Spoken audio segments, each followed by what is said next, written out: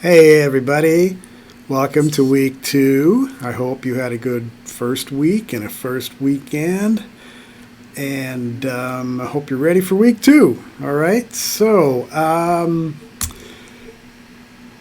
I just want to quickly point out that yesterday was the birthday of Dr. Laura Freberg. She's the author of your textbook, and she's a friend of mine. This is partly why I select her book. Well, we became friends after I selected the book, so just in case you think I might have been biased, I wasn't. I selected her book before I met her and have since come to know her and consider her a friend of mine.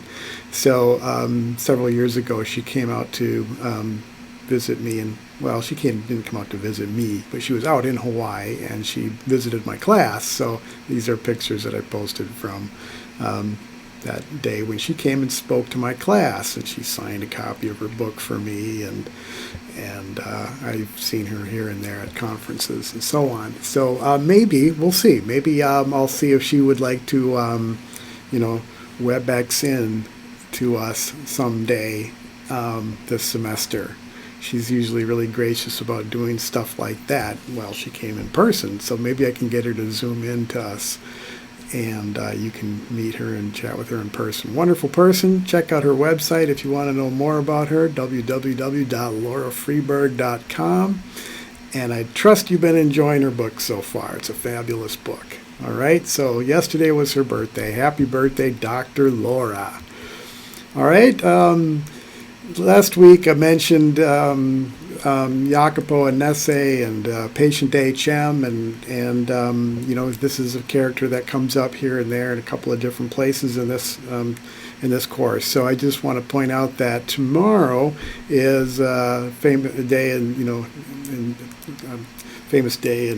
neuroscience history. So on this day tomorrow in 1953, this guy, Dr. William Scoville, performed that fateful hippocampalectomy on a young HM who was in his mid-20s around the time in 1953.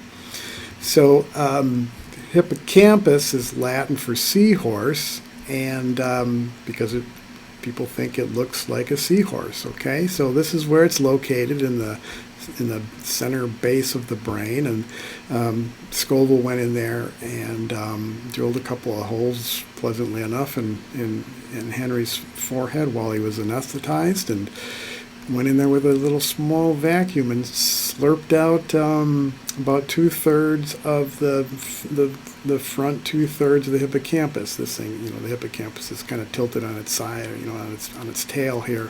All right, this is the head end facing towards the front of the head. Okay, so in red here is pretty close to the amount that they took out of HM. All right, so here's a couple other images here. So here's a normal brain with the base of the brain. You can see where the hippocampus would be serving as sort of the base of the brain, and in HM that's a hole there. It's missing. This is the normal side over here, and you can see the tissue still intact there, and it's gone here. This is an MRI scan of Henry done while he was still alive in the early 90s or something, and you can see the hippocampus is indeed mostly gone. All right, so I'll play you this little quick video here, portion of it, to give you a little bit more information about HM and JACOPO. This video came out around the time about 10, 11 years ago when JACOPO was about to do the dissection live on the internet, as I talked about before. So let me play a first half of this video here.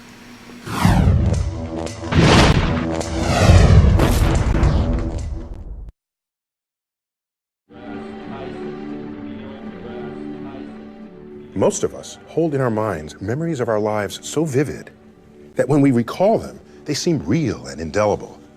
They're an essential part of who we are. But as we explore the mechanics of the brain, we're starting to learn exactly what these memories are made of. And it turns out, a lot of it boils down to chemistry. As correspondent Chad Cohen reports, researchers are discovering the precise molecules that can create memories as well as the molecules that can erase them forever.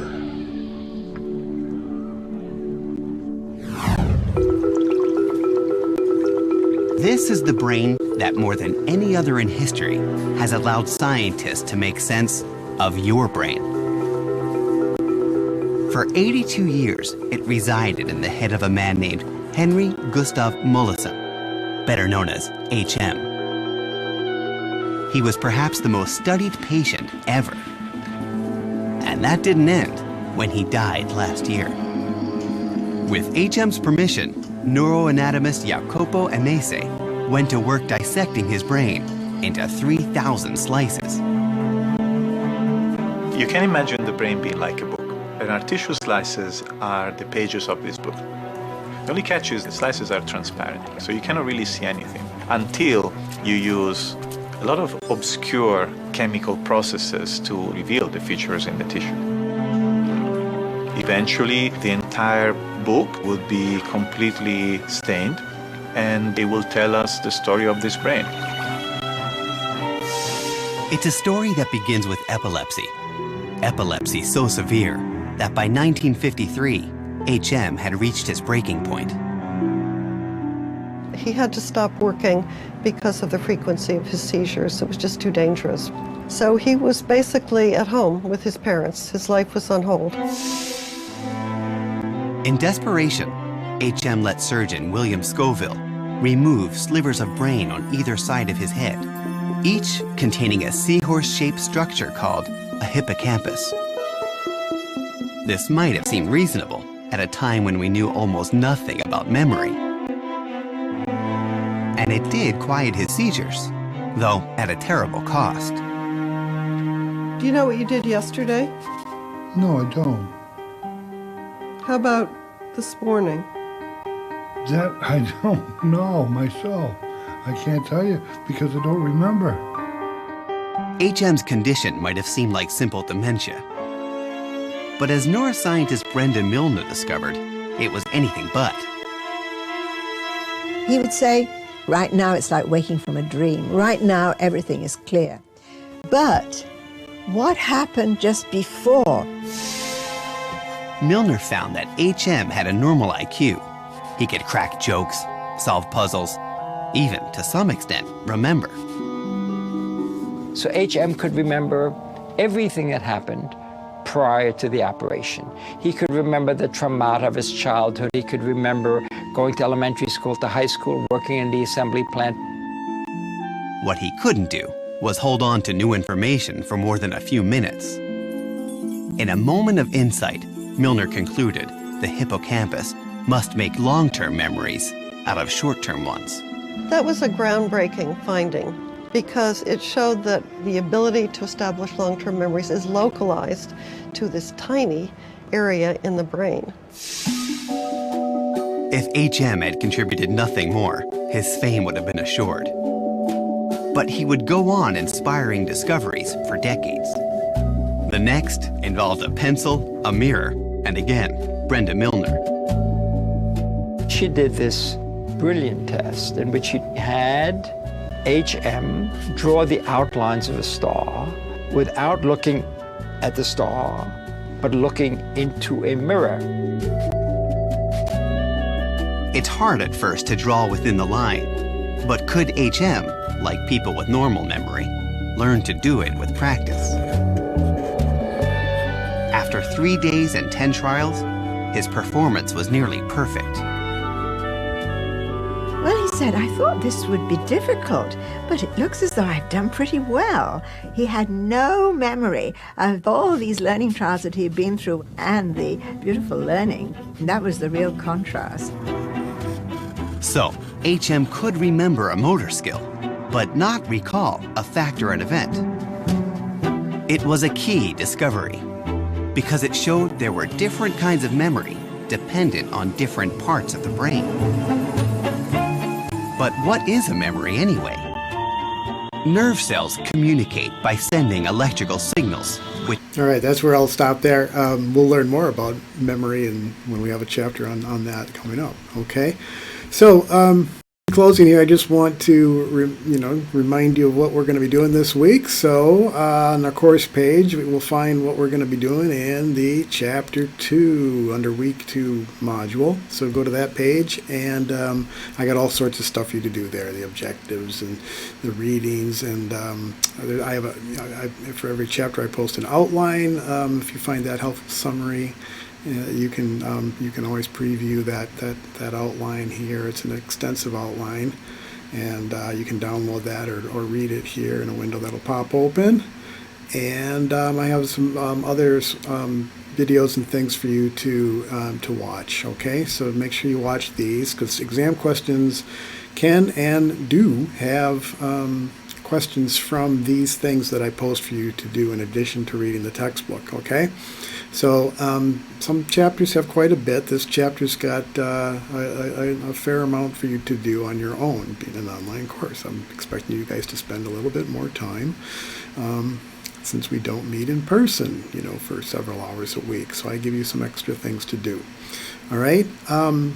As you may have noticed, I post PowerPoints that I do typically use in courses when I do teach in person. So I usually have the textbook, the publisher's PowerPoint, and then I usually have my own. My own are similar, or sometimes they're very similar, sometimes they're quite different from the publisher's. And they do often have some embedded stuff in there, some links or actual videos. So you might find those helpful to go through there. Some of them are very big, and so if you preview them or download them, just be aware that some of them are quite massive, because they do sometimes have some videos embedded in them. All right, and then, like in most chapters, I'll have some optional resources that I will not ask test questions on, but these are some other videos and things that might interest you that I encourage you to go and look at.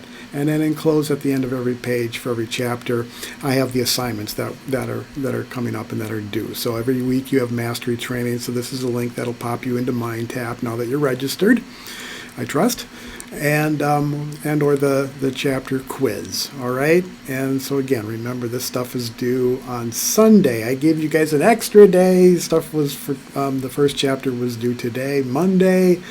Just give you an extra day because I had some other stuff due on Monday, and just being the first week and all. Okay. So normally most weeks things will be due on Sundays. I periodically give you an extra day because we have an exam, scheduled on Fridays typically, and so on weeks that we had an exam or have an exam, I usually give you a little extra time. But most things are due, kind of count on the end of the day on Sunday, like typical. Okay, so that's what we're going to be doing this week. So hey, have a great week, and got lots to do. So get busy. All right, see you here sometime soon. Bye now.